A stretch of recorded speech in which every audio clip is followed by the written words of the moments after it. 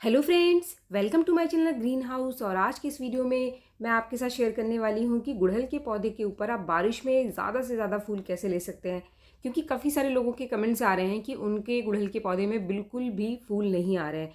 इससे मैं आपको गुड़हल के पौधे के अंदर दो समस्याएं देखने के लिए मिलेगी। पहला तो आपका गुड़हल का पौधा काफ़ी बढ़िया ग्रोथ कर रहा है, उसके अंदर लंबी लंबी ब्रांचेस है, लेकिन वो कलियाँ नहीं बना रहा है, किसी भी तरीके का कोई भी फ्लावरिंग नहीं कर रहा है, काफ़ी दिनों से ऐसे ही पड़ा हुआ है। दूसरी समस्या आ रही है कि पौधा ग्रोथ ही नहीं कर रहा है, जैसा कि आपने उसको लगाया था बिल्कुल वैसा का वैसा ही ये पड़ा हुआ है। तो अगर आपका पौधा ग्रोथ नहीं कर रहा है तो बारिश का टाइम काफ़ी बढ़िया टाइम है इससे नई ग्रोथ लेने का। इसके लिए आप अपने गुड़हल के पौधे को बारिश के पानी में ज़रूर रखें, लेकिन उससे पहले इसकी ड्रेनेज आप ज़रूर ठीक कर लें। यानी मिट्टी ऐसी होनी चाहिए कि बारिश का पानी उसके अंदर रुकना नहीं चाहिए। ऐसे में जो आपका पौधा ग्रोथ नहीं कर रहा था वो फिर से नई ग्रोथ स्टार्ट कर देगा निकालना, और नई ब्रांचेस आनी उसके ऊपर शुरू हो जाएगी।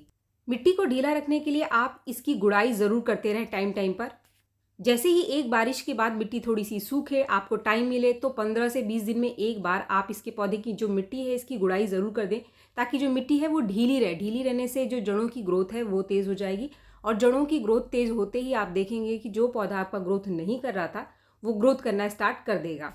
अगर आप अपने गुड़हल के पौधे को बड़े गमले में लगाना चाहते हैं या फिर इसकी मिट्टी बदलना चाहते हैं तो काफ़ी बढ़िया टाइम है, आप इसकी रिपोर्टिंग कर सकते हैं बारिश में। लेकिन सिर्फ आपको एक चीज़ का ध्यान रखना है, जो इसकी जड़ें हैं इसको बहुत ज़्यादा नुकसान आपको नहीं पहुंचाना है। अब बात करते हैं हम कुछ ऐसे नेचुरल फर्टिलाइज़र का कि जो दोनों ही तरीके से काम करेगा आपके पौधे के ऊपर, इसकी ग्रोथ को बढ़ाएगा। साथ में जो भी लोग हैं जिनके पौधे में ब्रांचेस तो है लेकिन फ्लावरिंग नहीं हो रही है, तो आज की इस वीडियो में मैं आपके साथ शेयर कर रही हूँ 4 ऐसे नेचुरल फर्टिलाइज़र जो बिल्कुल ऑर्गेनिक है। इनको खरीदने के लिए आपको 1 रुपया भी खर्च नहीं करना पड़ेगा, बहुत ही आसानी से आपको ये मिल जाएंगे। ये जो 4 फर्टिलाइजर जिसके बारे में आज की इस वीडियो में मैं आपको बता रही हूँ, इसमें से कोई भी एक आप लगातार अपने गुड़हल के पौधे के अंदर डालते हैं तो डेफिनेटली आपका पौधा जो फूल नहीं दे रहा था वो फूल देना स्टार्ट कर देगा। तो जो सबसे पहले नंबर पे हमारा फर्टिलाइजर आता है वो है केले के छिलके का लिक्विड फर्टिलाइजर। अगर कोई बेस्ट होममेड फर्टिलाइजर आपके गुड़हल के पौधे के लिए है तो वो है केले के छिलके का फर्टिलाइजर। इसका लगातार इस्तेमाल करके आप देखें, और जो भी आपका गुड़हल का पौधा फूल नहीं दे रहा था, सिर्फ आप 2-3 बार इस फर्टिलाइजर का इस्तेमाल करके देखो, डेफिनेटली आपका पौधा फूल देना स्टार्ट कर देगा। केले के छिलके को आप कई तरीके से अपने पौधे में इस्तेमाल कर सकते हैं, और जो सबसे आसान तरीका है ये है उसका लिक्विड फर्टिलाइजर बना करके पौधे के अंदर देना। तो केले के छिलके को आप कभी भी ना फेंकें। तो फ्रेंड्स, अगर आपके घर के अंदर प्लांट्स आपने लगा रखे हैं, पौधे लगा रखे हैं, तो ये जो केले के छिलके हैं ये पोटाशियम के सबसे बढ़िया नेचुरल सोर्स है। अगर आपको उसी समय इसका इस्तेमाल नहीं करना है तो आप इसको सुखा करके रख लो, और बाद में आप इसका इस्तेमाल अपने पौधे के अंदर कर सकते हैं। अच्छे से धूप में सुखाकर अगर आप इसको स्टोर करके रख लेंगे तो ये कभी भी खराब नहीं होता है, इसके अंदर कोई भी फंगस नहीं लगता है। लेकिन अच्छे से धूप में सुखाकर ही आप इसको रखें। अगर आप लिक्विड फर्टिलाइजर देते हैं तो यहाँ पर आपको कुछ चीज़ों का ध्यान रखना है। सही तरीके से लिक्विड फर्टिलाइजर आपको देना है, वरना कभी कभी पौधे के अंदर चींटियाँ और फंगस लग जाते हैं। तो कभी भी जो इसके छिलके हैं इसको सीधा आप मिट्टी में ना डालें। सीधा मिट्टी में डालने से ये आपके पौधे को फ़ायदा पहुंचाने की बजाय नुकसान भी कर सकते हैं। इन छिलकों को आपको छोटे टुकड़ों में काट करके 1 दिन के लिए भिगो करके रख देना है। 1 से ज़्यादा दिन के लिए भी आप भिगो करके रख सकते हैं। ऐसा ज़रूरी नहीं है कि अगले दिन ही आपको इस फर्टिलाइज़र का इस्तेमाल करना है। अगर 1 से 2 दिन ज़्यादा भी हो जाए तो कोई दिक्कत नहीं है। बस छानने के बाद जो पानी आप इसके अंदर मिलाएंगे उसकी जो मात्रा है उसको आपको बढ़ाते जाना है। फ्रेंड्स, मैंने सिर्फ 1 दिन के लिए इसको भिगो करके रखा था, तो आप देख सकते हैं ये हमारा फाइनल लिक्विड फर्टिलाइज़र तैयार हो गया है 1 दिन के बाद। अब इसको आपको छान लेना है पौधे में डालने से पहले। छानने के बाद जितना हमारा फर्टिलाइज़र बन करके तैयार हुआ है उतना हमें और पानी इसके अंदर मिला लेना है। अगर आप 2 दिन के लिए रखते हैं तो 2 गुना पानी आपको मिलाना है। अगर आप 3 दिन के लिए इसको ऐसे ही भिगो कर छोड़ते हैं तो 3 गुना पानी आपको मिलाना है। यानी जितने दिन उतनी पानी की मात्रा आपको बढ़ाते चले जाना है।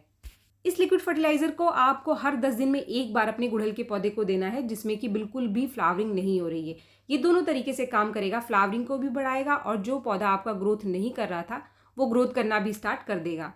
और हर नई ग्रोथ के साथ आपको नई कलियां भी मिलनी शुरू हो जाएंगी। लेकिन यहाँ पर एक चीज़ का आपको ध्यान रखना है कि इस लिक्विड फर्टिलाइजर को आप हमेशा सूखी मिट्टी में दें। बहुत ज़्यादा गीली मिट्टी में आपको ये लिक्विड फर्टिलाइजर नहीं देना है। इसके बाद जो दूसरे नंबर पे हमारे पास फर्टिलाइज़र आता है, इसको बनाने के लिए आपको थोड़ी सी मेहनत करनी पड़ेगी, लेकिन ये वाला जो फर्टिलाइज़र है ये पहले फर्टिलाइज़र से ज़्यादा स्ट्रॉन्ग है और इसका जो रिज़ल्ट है वो ज़्यादा बढ़िया है पौधे के ऊपर। ये जो चीज़ है ये है केले के छिलके का पाउडर। तो जैसा कि मैंने आपको स्टार्टिंग में ही बताया था, केले के छिलके को सुखा करके आप इसको ग्राइंडर मिक्सचर में पीस करके इसका कुछ इस तरीके से मोटा मोटा पाउडर भी बना सकते हैं। और जब भी इस फर्टिलाइज़र को आप अपने पौधे के अंदर देते हैं तो इसका बहुत ज़्यादा बेनिफिट मिलता है, क्योंकि पूरा केले का छिलका हमने पौधे के अंदर डाल दिया तो बहुत अच्छी मात्रा में पोटाशियम मिल जाती है इससे हमारे पौधे को। जो इसकी मात्रा है आपको 3 चम्मच से लेकर के 5 चम्मच तक रखनी है, अगर आपके पॉट का साइज़ 10 से 12 इंच का है।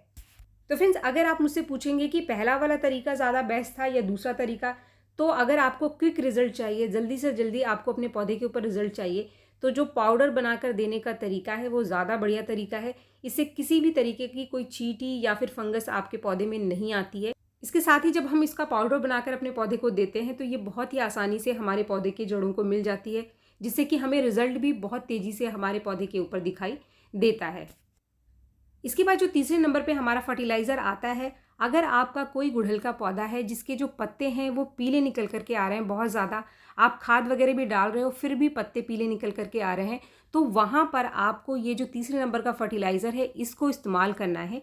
इसको देने से आपके पौधे को नेचुरल तरीके से सीवीड्स मिल जाएंगे।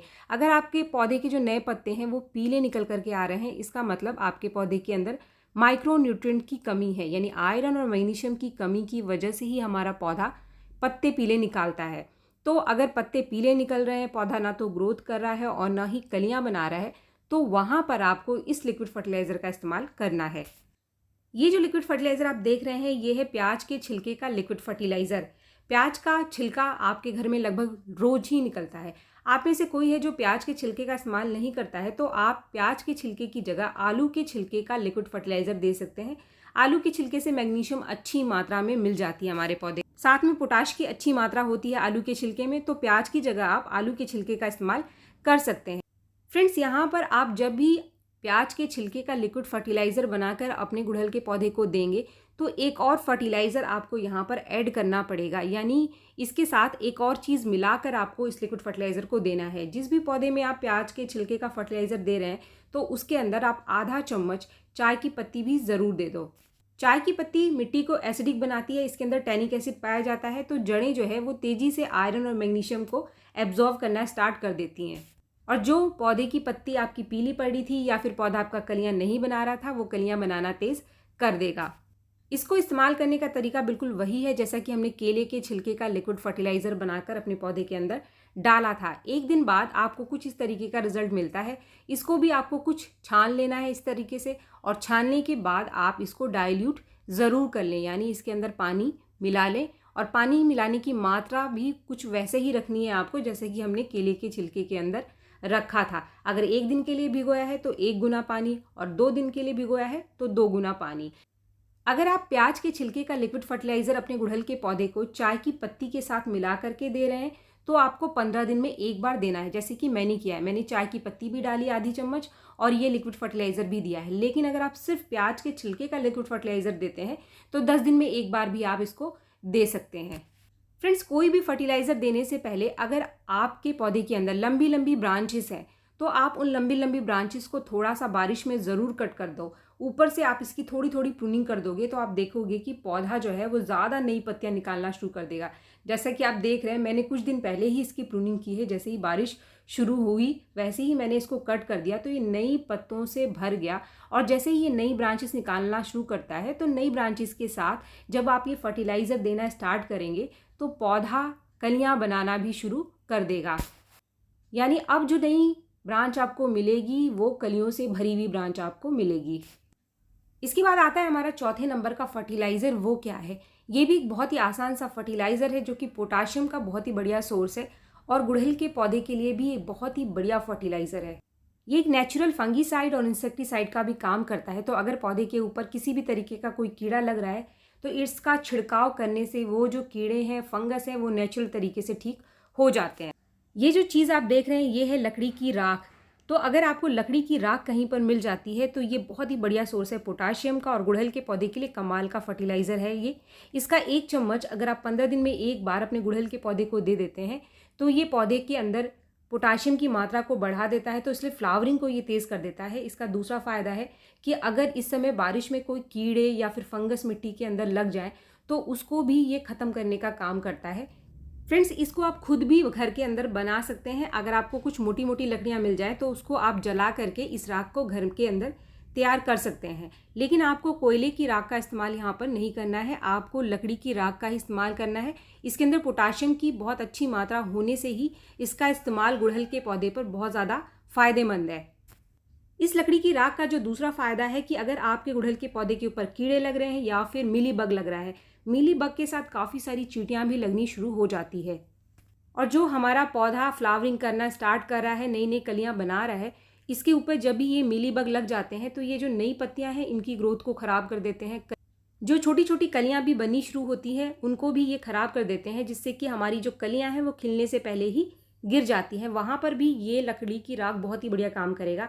अगर आप इसको थोड़ा थोड़ा पौधे के ऊपर छिड़क दोगे तो इससे जो मीली बग लग रहा था वो लगना ख़त्म हो जाएगा, मीली बग ख़त्म हो जाएगा। इसके साथ ही जो चींटियाँ लग रही हैं वो भी तुरंत से ख़त्म हो जाएगी। और इसको सिर्फ आपको छिड़कना है। इस पाउडर को थोड़ा सा आपको ले लेना है और पाउडर को अपने पौधे के ऊपर अच्छे से छिड़क देना है जहाँ जहाँ पर ये मीली बग लग रहा है या फिर चींटियाँ लग रही हैं। अगर आपके पौधे के अंदर चींटियाँ लग रही हैं तो राख को आप थोड़ा सा पौधे की मिट्टी में छिड़क दोगे, इससे भी चींटियाँ एकदम से आपके पौधे को छोड़ देंगी। तो फ्रेंड्स, आप लकड़ी की राख का इस्तेमाल एक फंगीसाइड और इंसेक्टिसाइड की तरह अपने पौधे के ऊपर कर सकते हैं, मिली बग को हटाने के लिए कर सकते हैं। अगर आपको नीम के पत्ते मिल जाते हैं तो नीम का पत्ता भी नेचुरल इंसेक्टिसाइड और फंगीसाइड है। इसके पत्ते को कूट करके आप इसका रस को निकाल करके पानी में डाइल्यूट करके इसका स्प्रे अगर करते हैं तो इससे भी हमारा पौधा नेचुरल तरीके से बच जाता है कीड़ों से और फंगस से। फ्रेंड्स, अगर आपको नीम के पत्ते ना मिल रहे हो या फिर आप लकड़ी की राख को नहीं बना पा रहे हैं तो आप किसी भी करियाना स्टोर से बेकिंग सोडा का एक पैकेट लेकर आ जाएं। बेकिंग सोडा लेना है आपको, बेकिंग पाउडर आपको नहीं लेना है। ये दो अलग अलग चीज़ें हैं। बेकिंग सोडा का इस्तेमाल आप घर के किचन में छोले को उबालने के लिए या फिर आटे को फुलाने के लिए करते हैं, और जो बेकिंग पाउडर है उसका इस्तेमाल केक और पुडिंग्स वगैरह बनाने के लिए किया जाता है। तो यहाँ पर आपको ये जो सफ़ेद रंग का पाउडर है बेकिंग सोडा, जिसको कि आप मीठा सोडा भी कहते हैं, उसको आपको लेना है। 1/4 चम्मच बेकिंग सोडा को आप अगर 1 लीटर पानी में घोल करके जहाँ जहाँ पर भी मिली बग लग रहे हैं या फिर चींटियाँ लग रही हैं, कोई कीड़ा लग रहा है, वहाँ वहाँ आप स्प्रे कर दो। ये तुरंत से भाग खड़े होते हैं। आपको लगता है कि फिर से मिली बग लग गया या चींटियाँ लग गई या कोई कीड़ा लग गया तो आप 2-3 बार लगातार इसका स्प्रे कर दो। तो फ्रेंड्स, इसमें से जितने भी फर्टिलाइज़र मैंने आपको बताए हैं, कोई भी एक जो आपको आसानी से मिल जाए, आप अपने गुड़हल के पौधे के अंदर लगातार उसको डालें। हर 10 दिन में एक बार या फिर 15 दिन में एक बार, जो मैंने आपको टाइमिंग बताई है, आपका पौधा जो फूल नहीं दे रहा था वो फूल देना स्टार्ट कर देगा और भर भर के उसके अंदर कलियाँ आनी शुरू हो जाएगी। वीडियो अगर आपको पसंद आए तो एक लाइक ज़रूर करें, और मेरे चैनल को आपने अब तक सब्सक्राइब नहीं किया है तो मेरे चैनल को सब्सक्राइब भी ज़रूर कर लें। मिलते हैं मेरे नेक्स्ट वीडियो में, तब तक के लिए थैंक यू।